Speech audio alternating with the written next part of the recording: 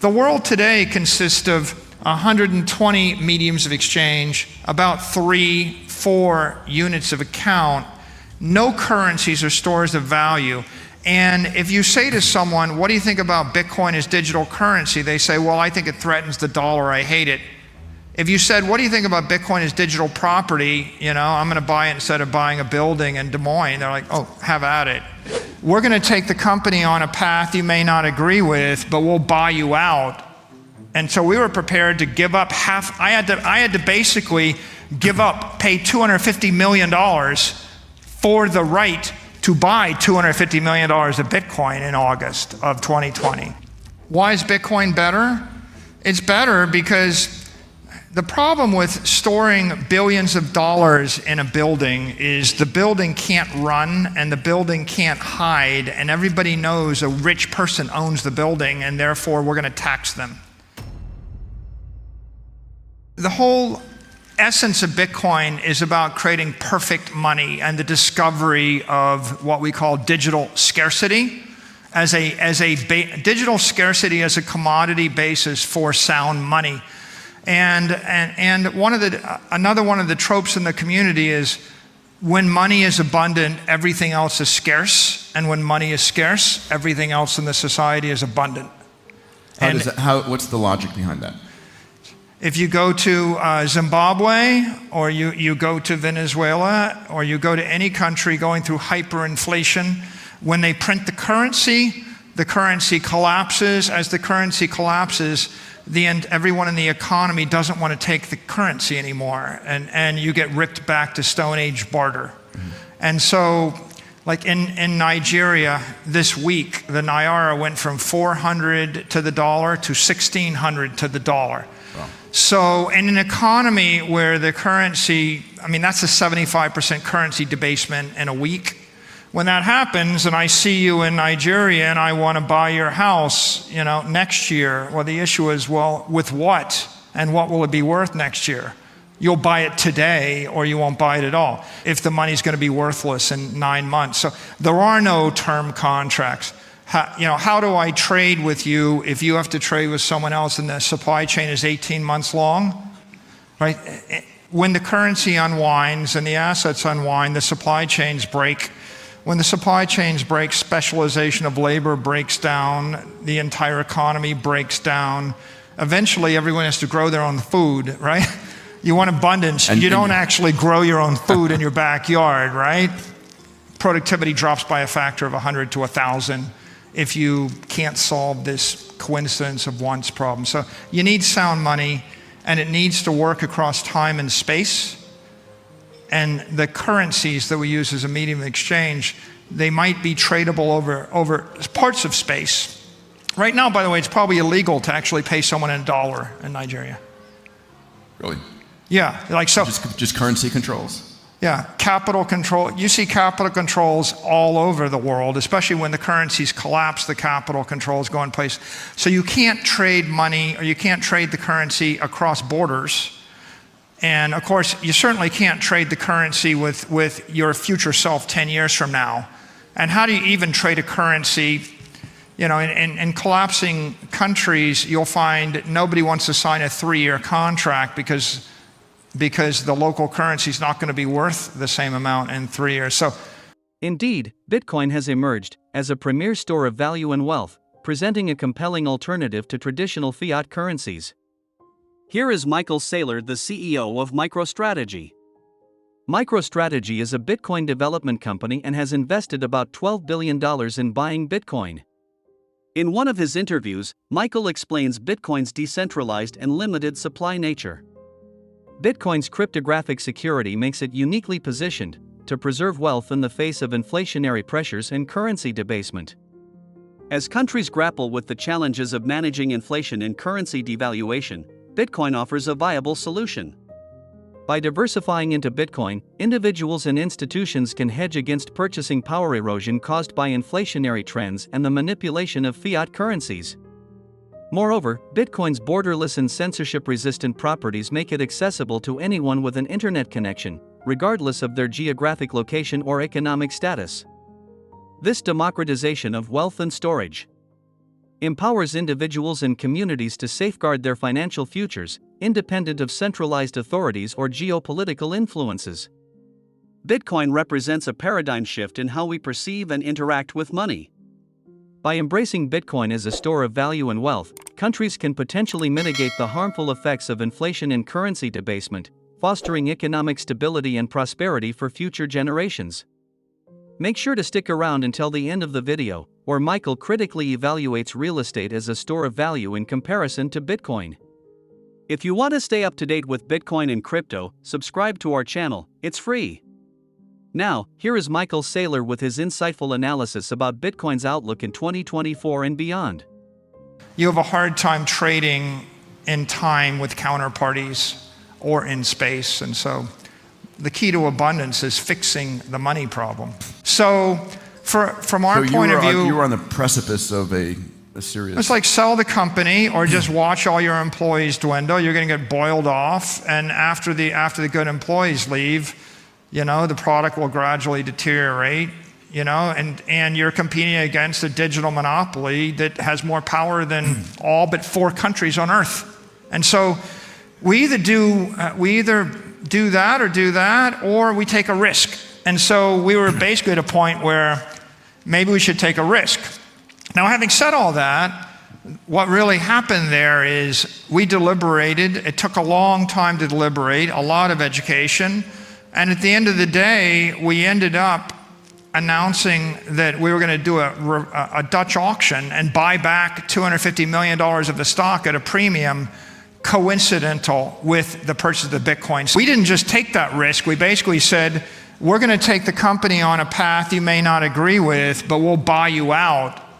And so we were prepared to give up half. I had to basically pay $250 million for the right to buy $250 million of Bitcoin in August of 2020, right? That's the price we paid.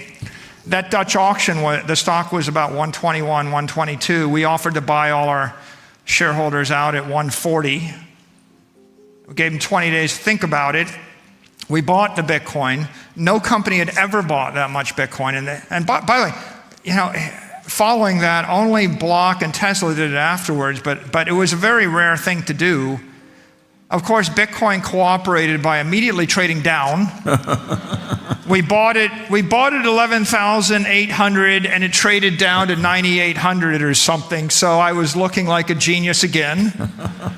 Buying the top, the Dutch auction ran, but the stock traded above the 140 price after a day or two. Everyone that didn't like the idea just traded out at above 140. We had $75 million tendered. We bought those shares at 140. We had $175 million left, and we bought Bitcoin with that. And so we had basically transformed ourselves into a company with Bitcoin as a treasury reserve asset. The biggest challenge of Bitcoin is that the industry refers to it as a cryptocurrency, and oftentimes people refer to it as a digital currency, and there's a very vocal contingent that wants it to be a currency, and the rest of the world doesn't really understand money. So that being the case, let's view this from first principles, right? Money's economic energy. If you want to store your economic energy, you put it in an asset. And the assets have different half-lives with which they store the energy. Any textbook economist will say money is a store of value, medium of exchange, unit of account, and they stop and they don't really think much beyond that. And then they'll bark at you that you don't have money because this is not good for a medium of exchange, but nobody really thinks about what they just said. So if you thought about it, you would realize that about 120 currencies in the world are mediums of exchange. The peso is a medium of exchange. The naira is a medium of exchange. So weak currencies, the Turkish lira, the Lebanese pound, they're mediums of exchange. You can find a lot of them. The Venezuelan bolivar, medium of exchange. But if you go to South America, you'll find that it's not a unit of account. If you go to Argentina, the unit of account is the US dollar. There are only 3 currencies in the world that are units of account. They're the euro, the dollar, and the CNY. And so why is that? because the mediums of exchange are weak currencies inflating at 14 to 24% a year. They're losing their economic energy over 3 to 5 years. The half-life of the money in the asset is about 5 years or less. Sometimes it's only 5 months. Like in the Naira, they lost 75% of their energy last week. The medium of exchange only is dictated by the government as legal tender. Every government that's functional will dictate their currency as a medium of exchange and enforce that. The unit of account is generally the dollar, the euro, and currencies pegged to the dollar, and the store of value, well, nobody in the United States thinks the dollar is a store of value. No rich person. If you look at wealthy people, they would say the store of value, if they're really wealthy, if they're billionaires, they own buildings, blocks, huge properties, or they own the Patriots. They own a sports team, a soccer club, or they own a collection of Picassos. That's what the wealthy use as store of value. The middle class store of value is the Vanguard 500 or S&P index. It's SPY. Mm-hmm. It's basically been the S&P or QQQ. It's basically a diversified portfolio of stocks. And that's been the status quo since 30, 40 years ago when Bogle did that. The world today consists of 120 mediums of exchange, about 3-4 units of account, no currencies or stores of value. And if you say to someone, what do you think about Bitcoin as digital currency? They say, well, I think it threatens the dollar. I hate it. If you said, what do you think about Bitcoin as digital property? I'm going to buy it instead of buying a building in Des Moines. They're like, oh, have at it. If you simply conceptualize it as property, which is store of value, all of the objections, all of the straw man objections, like it's used for money laundering, it's not legal tender, I can't buy coffee with it, it's not fast enough, it's not private enough. All of these things disappear because it's about as stupid as saying to Bob Kraft, you can't buy a cup of coffee with the New England Patriots by breaking off one of your tight ends, and you can't buy a cup of coffee with your building in Boston. So of course I can't. You can't buy a cup of coffee with part of a Picasso, the lower left corner either. But wealthy people have been using them as a store of value and as money for 500 years. What I think is, of course, if you just describe Bitcoin as digital property, a store of value, all of the popular criticisms go away, and everyone that hates Bitcoin would completely flip once they understood it isn't a currency. So people just ought to say it's a property, it's not a currency. And every one of those criticisms and weaknesses is no longer relevant. The second thing I say on store of value is it's kind of silly to fight to be a digital currency because there's $900 trillion of wealth in the world. 400 trillion of it wants to be store of value. Only 1 trillion wants to be a medium of exchange. Mm-hmm. Go to a wealthy person and ask them what percentage of their wealth is in their checking account. It's like 1%, maybe. No wealthy person is holding more than 1% in ready cash. So it's not even worth fighting for. Like you can fight the government to be a currency, but you're just fighting someone that's got guns and police force, etc. The store of value is the use case that matters. And another word for store of value is property. And the third word for store of value is capital.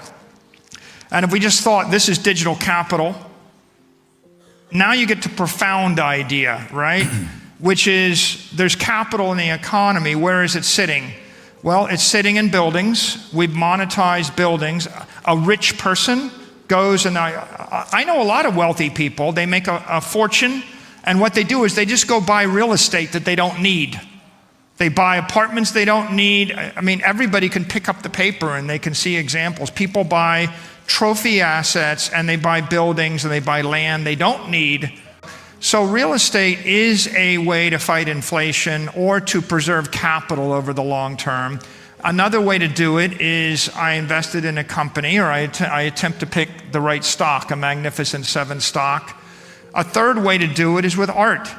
I mean, Velázquez in the 16th century travels from Spain to Italy. He wants to buy all the great art, and he's got the King of Spain's checkbook and an infinite budget, and he complains nobody will sell him the art because all the rich people in Italy are using it as store of value so they can flee with their portable, scarce, desirable property when they have to leave town, or they're using it as an inflation hedge. And I kid you not, go read Will Durant's, history of the Renaissance, and he notes it's an inflation hedge and a store in value 500 years ago. So that's the way people think.